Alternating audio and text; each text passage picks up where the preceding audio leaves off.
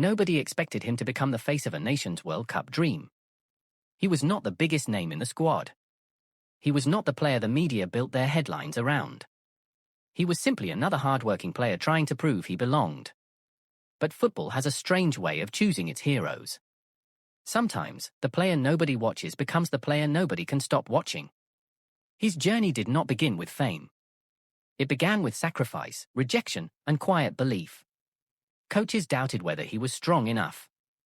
Fans questioned whether he was good enough. Even when he played well, people called it luck. But he kept showing up. He trained when nobody was watching. He worked on the small details that stars sometimes ignore. His first touch became sharper. His passing became cleaner. His confidence slowly became impossible to hide. Then came the World Cup qualifiers. His country entered the campaign with hope, but also fear. The squad had talent, but something was missing. They needed someone who could handle pressure. They needed someone who could turn chaos into control. And slowly, almost quietly, he became that player. In the first qualifier, he did not dominate with flashy tricks. He dominated with intelligence, timing, and courage.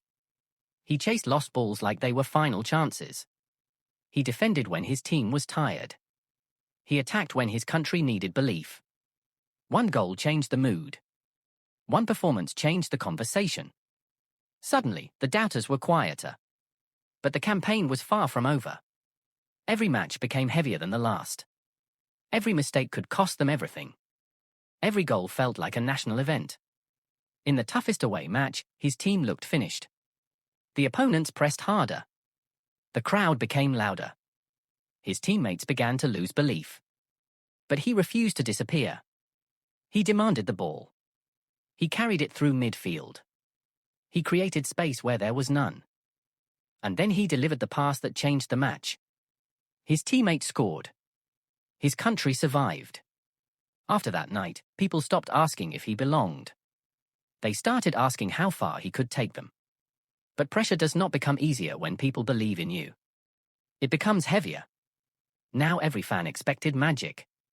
Every opponent studied him. Every defender tried to stop him before he could breathe. Still, he found answers.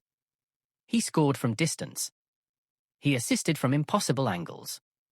He lifted teammates who were close to breaking. Then came the final qualifier.